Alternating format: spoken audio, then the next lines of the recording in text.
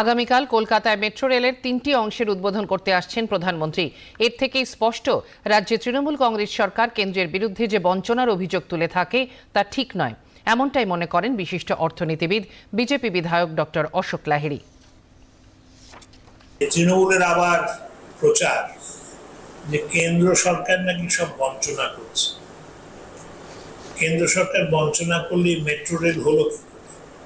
এই মেট্রো রেলের উদ্বোধন হচ্ছে কেন? নির্বাচন যত আসবে, কাছে আসবে, তত এই অভিযোগ আরো ভীষণ আওয়াজ, খুব অনেক আওয়াজ হবে।